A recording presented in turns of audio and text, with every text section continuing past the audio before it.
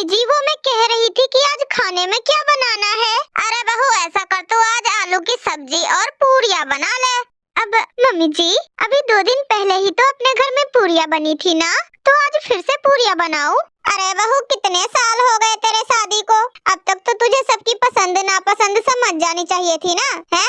रोज रोज पूछने चली आती है। अरे मम्मी जी इतने सारे तेल में डूबकर तो पूरियाँ बनती है, अब रोज रोज पूरियाँ खाना भी तो अच्छी आदत है नहीं। आपको पता है आजकल कम उम्र में ही कितनी सारी बीमारियाँ हो रही है। अरे माँ जी मैं तो कहती हूँ आप लोगों को भी अपने खाने में सुधार लाना चाहिए। अरे आप लोगों को कुछ पता भी है, बहुत ज्यादा तला भुना खाने से दिल की बीमारियाँ हो जाती है। अरे अखबार नहीं पढ़ती क्या आप लोग? अरे बहू खाना खिलाने से पहले ना मेरे घर में ये है तबा मत मचाया कर तू, अरे वरना खाने वाले को हजम भी नहीं होगा। और वैसे भी उतना तो तू खिलाती नहीं जितना निकाल लेती है बातें सुना सुना कर। अरे मम्मी जी मैं तो आप लोगों के भले के लिए कह रही थी, वैसे मुझे तो कोई दिक्कत नहीं है खाना बनाने में। जैसे मैं रोटी और चावल बनाऊंगी वैसे ही मैं पूरी भी बना सकती हूँ। मुझे तो बस आप लोगों की सेहत की चिंता थी, बस इसीलिए आपको मना कर रही थी मैं। और आप लोगों के साथ साथ मुझे भी तो खाना पड़ता है ना पूरी। अरे आप लोगों को शौक होगा तो लटका कर घूमने का, मुझे कोई शौक नहीं है। मैं सुबह सुबह उठकर 2 घंटे योगा करती हूँ और फिर उसके बाद आप सब समोसे कचौरियाँ और पूरी खिला खिला कर मेरे सारी एक्सरसाइज की मेहनत पर पानी फेर देते हैं।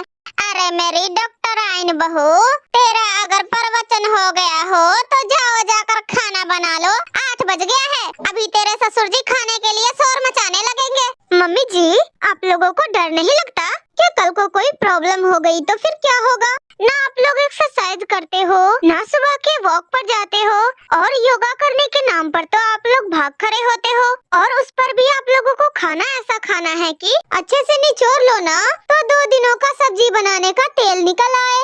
अरे तो तुम मत खाया करना ये सब, जा जाकर मैदान में घास चर ले जा।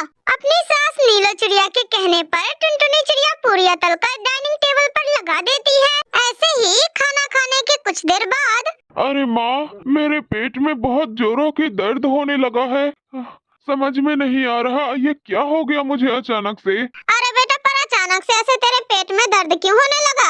अरे ओए बहू ऐसा क्या डाला था तूने खाना में जो मेरे बेटे बंटी के पेट में दर्द होने लगा? मम्मी जी अगर मैंने खाना में कुछ डाला होता ना तो खाली बंटी जी को ही पेट दर्द नहीं होता, आप लोगों को भी हो जाता। अब हर चीज के लिए मुझे दोष देना बंद कर दीजिए मम्मी जी, मैं बता देती हूँ। हाँ अरे मेरे पेट में इतने जोरों की दर्द हो रही है और तुम दोनों सास बहू तू मैं कर रही हो, मतलब शर्म नाम की कोई चीज ही नहीं है किसी के पास।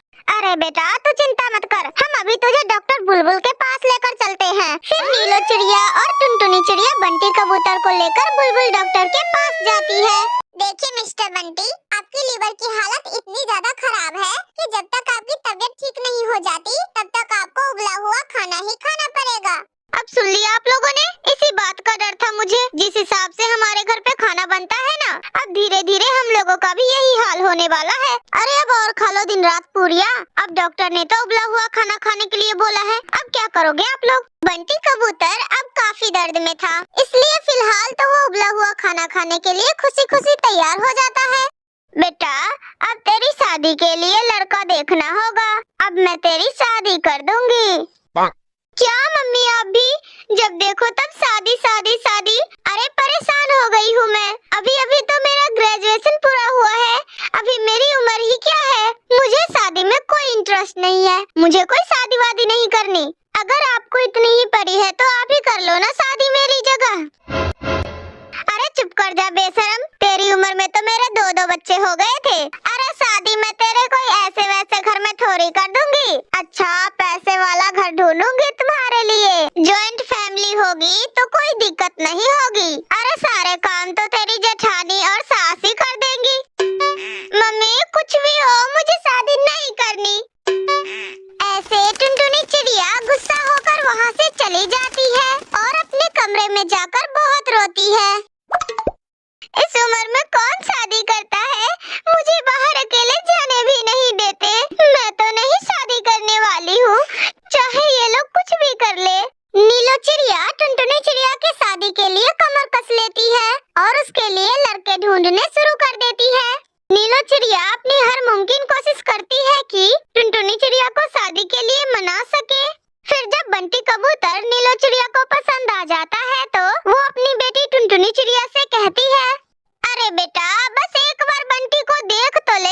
पता है तुझे, वो बहुत हैंडसम है।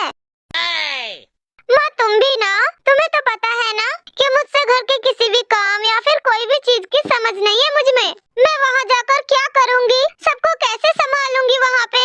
अरे बेटा तुझे कुछ भी नहीं करना, तू बस वही करना जो तेरी जेठानी करेगी, और बाकी तुझे कहीं दिमाग नहीं लगाना।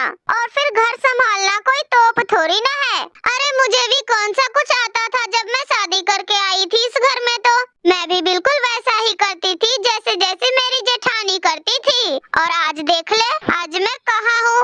अपनी माँ नीलो चिड़िया की बातें सुन टुनटुनी चिड़िया शादी के लिए तैयार हो जाती है। फिर टुनटुनी चिड़िया और बंटी कबूतर की शादी बड़े ही धूमधाम से हो जाती है। टुनटुनी चिड़िया अपने ससुराल में आते ही वो अपनी जेठानी को देखती है कि उसकी जेठानी मेकअप कर रखी है। टुनटुनी चिड़िया अपनी जेठानी को देखकर मन ही मन कहती है, अरे वाह, मेरी जेठानी जी तो फुल टू मेकअप में रहती है, इसका मतलब मैं भी मेकअप कर सकती हूँ। ऐसे ही टुनटुनी चिड़िया शादी के पहले ही दिन सज धज के तैयार हो जाती है और अपनी जेठानी के साथ किचन में जाती है। देखो टुनटुनी, मैं नाश्ता बना रही हूँ और तुम मेरा साथ देना। जी भाभी। फिर वो मन ही मन सोचती है, ऐसे भी मुझे क्या ही आता है, मुझे तो आपकी कॉपी ही करना है, और वैसे भी आपने तो कह भी दिया कि कॉपी करने को, इससे बड़ी बात भी भला क्या हो सकती है।